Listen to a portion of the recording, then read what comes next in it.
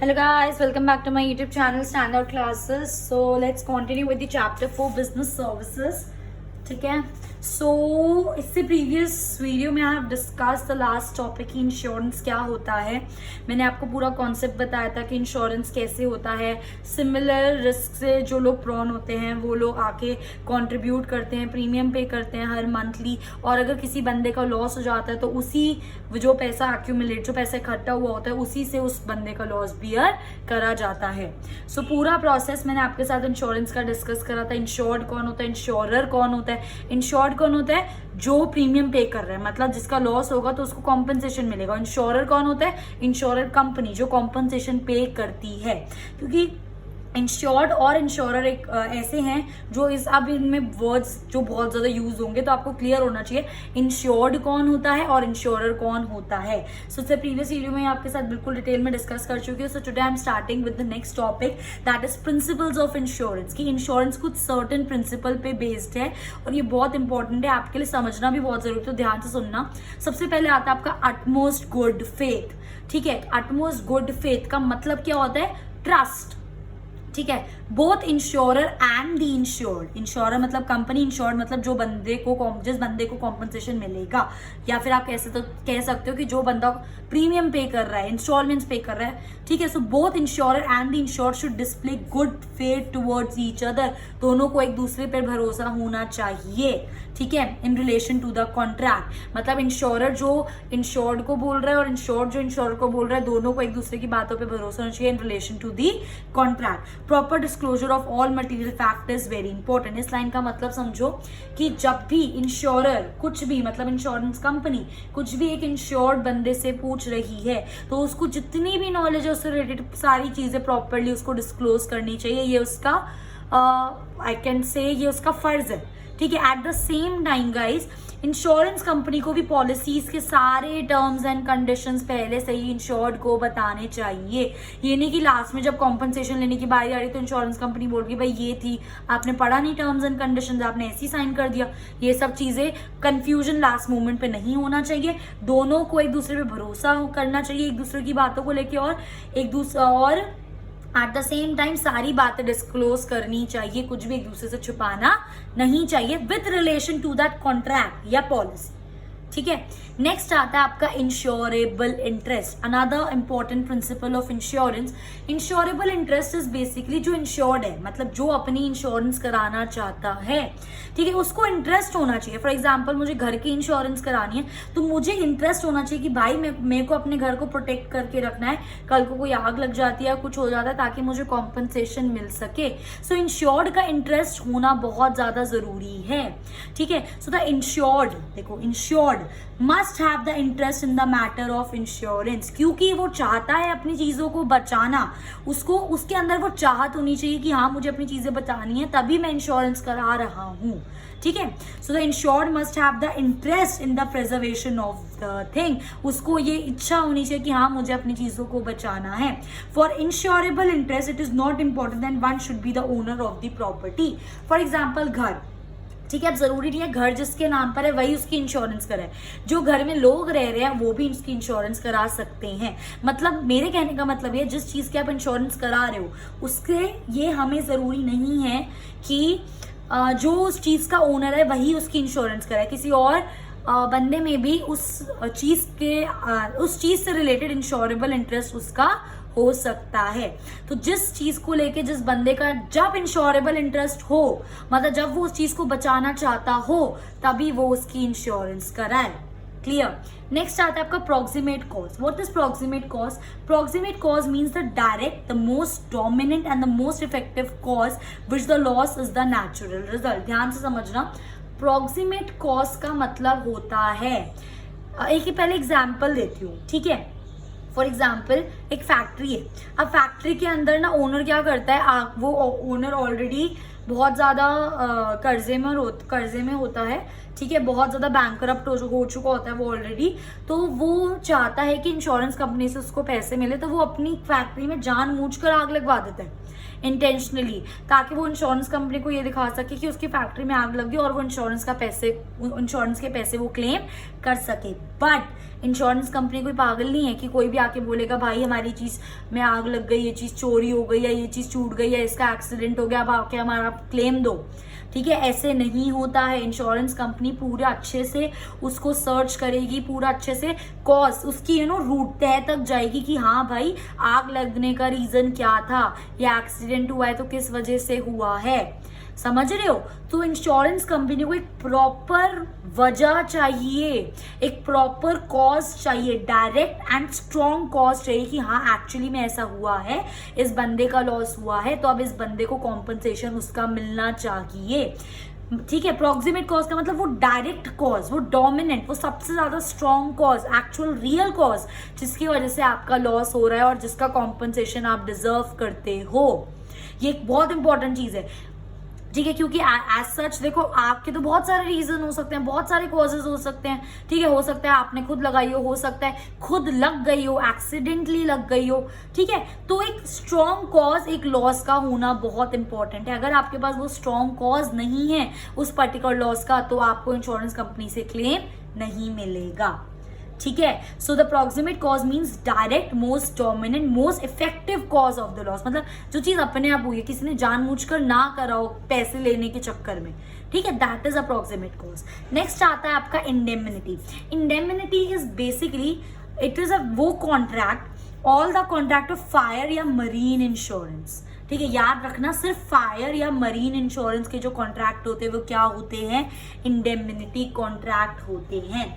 अभी indemnity contract होता क्या एक्चुअली, इंश्योरर मतलब insurance company undertakes the compensate undertakes to compensate the insured, मतलब वो ये रिस्पॉन्सिबिलिटी लेती है कि वो इंश्योर्ड, वो जो बंदा है उसको कॉम्पनसेट करेगी फॉर द लॉस, उस लॉस के लिए जो उसको हुआ है, कॉज टू हिम और हर ड्यू टू डैमेज और destruction of the property insured.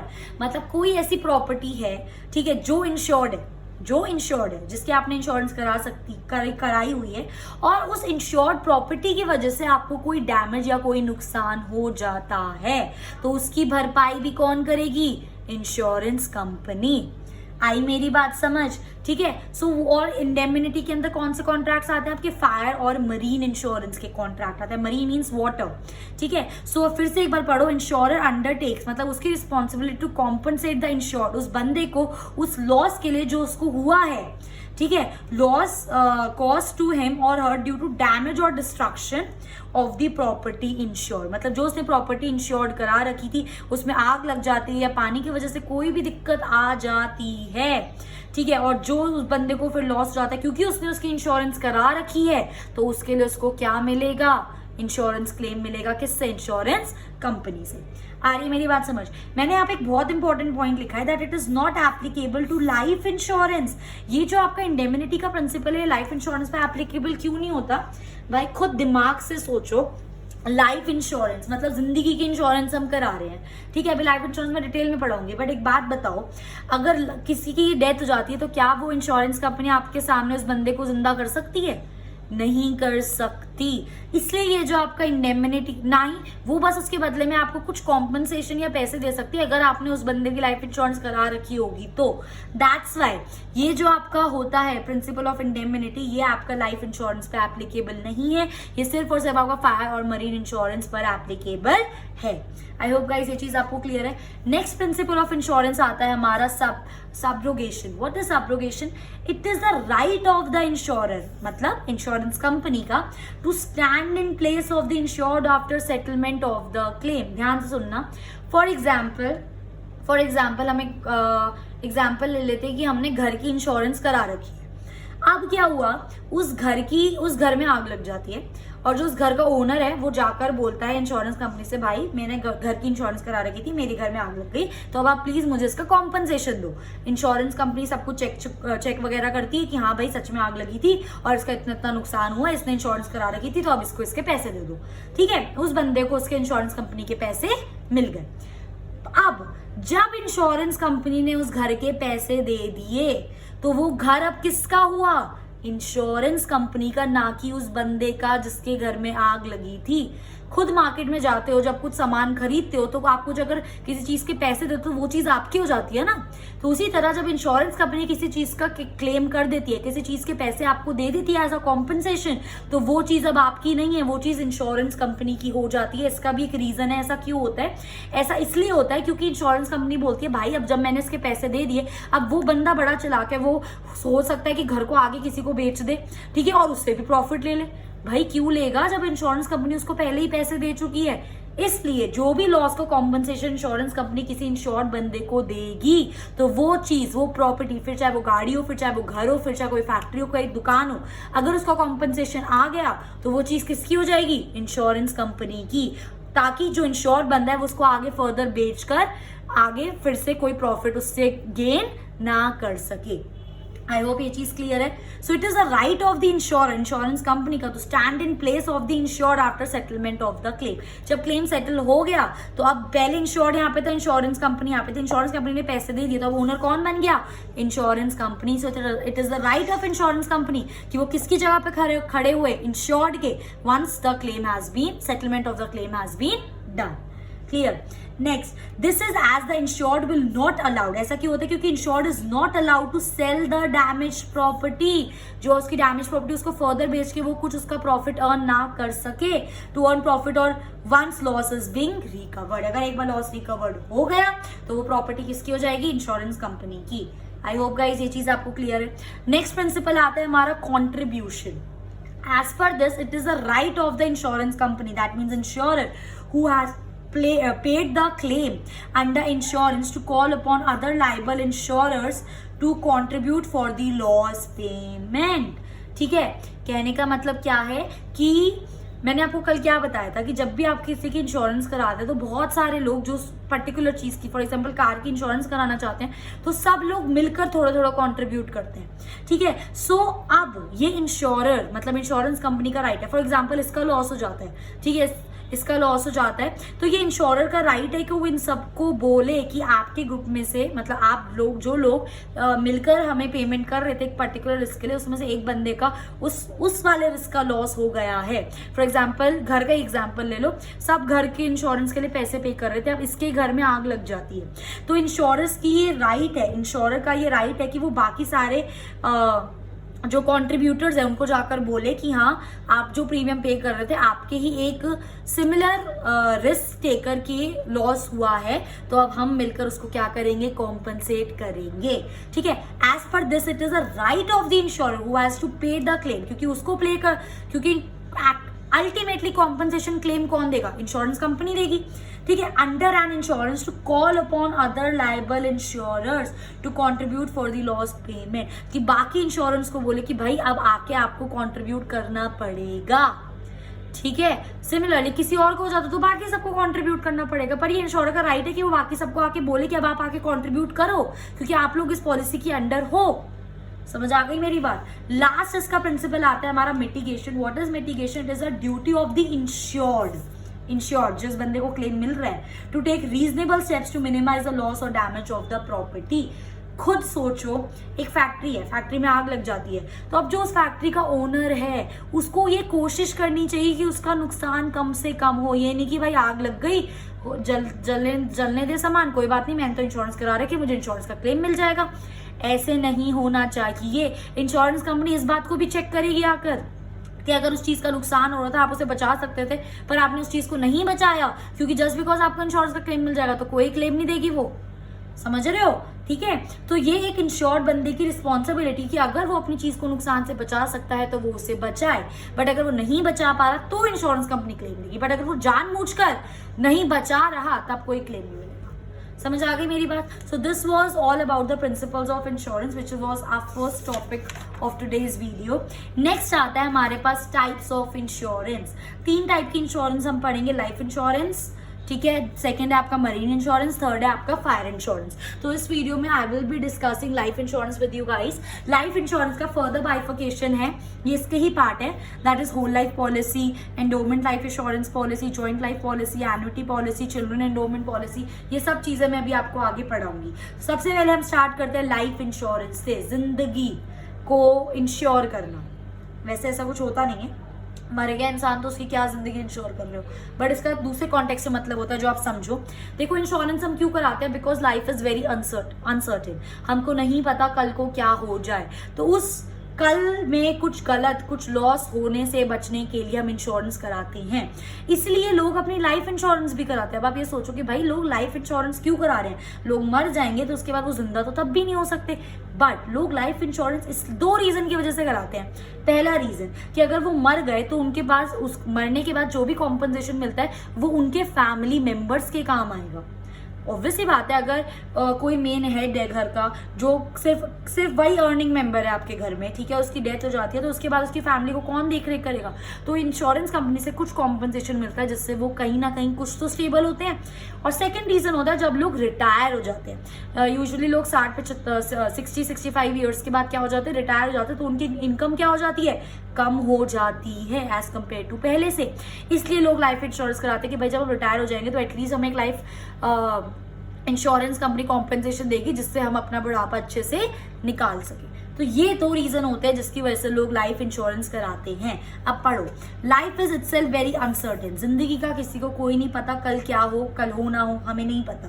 So in this case what will happen to the members of the family who are dependent on the individual income, वो सारे member family के जो एक ही बंदे की income पर dependent है, उनका क्या होगा अगर उस इंडिपेंडेंट बंदी की डेथ हो जाती है तो इसलिए लोग भाई हमारे जाने के बाद थोड़े पैसे मिल जाए, थोड़े नहीं लैक्स में होते हैं वो अमाउंट्स, कि कुछ लैक्स में पैसे मिल जाए जो हमारी फैमिली मेंबर के काम आ सके, ठीक है।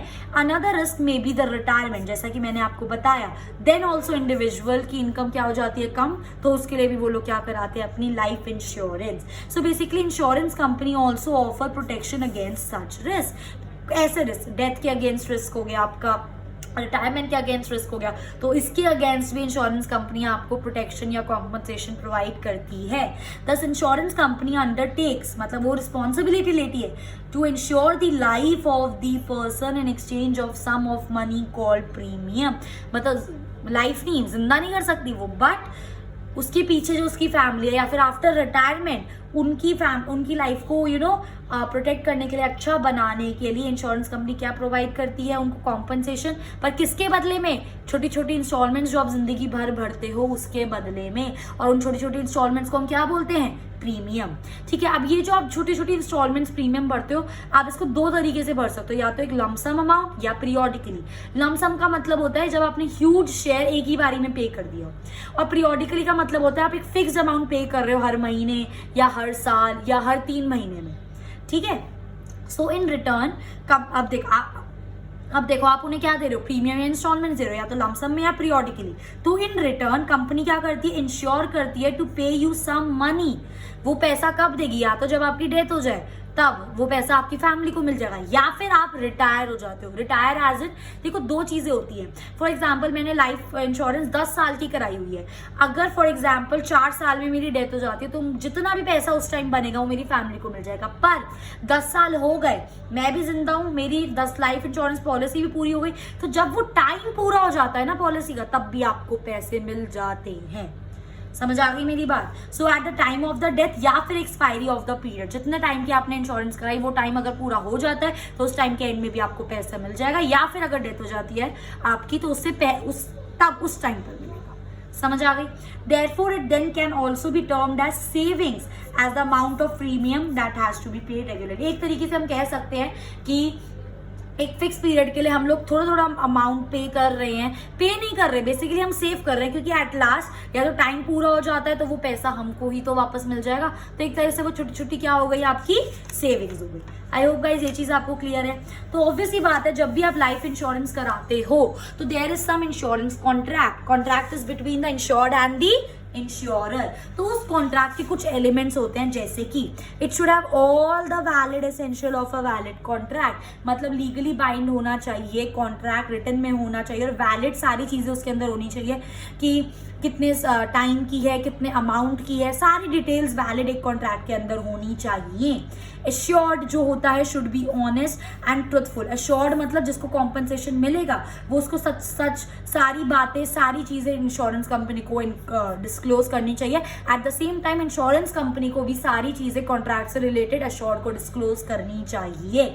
ठीक है। Insured must have insurable interest, जैसा कि मैंने आपको बताया कि उसका जो बंदा है उसका इंटरेस्ट होना चाहिए अपनी चीज को प्रोटेक्ट करने के लिए। अगर नहीं होगा तो वो आपका कॉन्ट्रैक्ट वॉइड माना जाएगा। वॉइड का मतलब क्या होता है? Not valid, illegal contract. ठीक है। नेक्स्ट होता है आपका life insurance contract is not a contract of indemnity, जैसा कि मैंने अभी आपके साथ डिस्कस करा, क्योंकि इंडेमिनिटी के अंदर आप बंदे को जिंदा नहीं कर सकते हो, है ना, बस आप एक कॉम्पनसेशन पे कर सकते हो। इंडेमिनिटी सिर्फ फायर और मरीन के केस में होता है। तो जो life insurance contract is not a contract of indemnity because the life of human can't be compensated. आप उसकी लाइफ कॉम्पनसेट नहीं कर सकते, उसको जिंदा नहीं कर सकते हो। ओनली अ स्पेसिफाइड अमाउंट आप उसको पे कर सकते हो, उसकी फैमिली को। That's why life insurance contract is not a contract of indemnity. I hope guys ये चीज आपको क्लियर है। So this was all about for today's video. In my next video I'll be continuing with the types of आपका life insurance and then we'll continue with the chapter. So if you like my video please do like, share and subscribe and thanks for watching.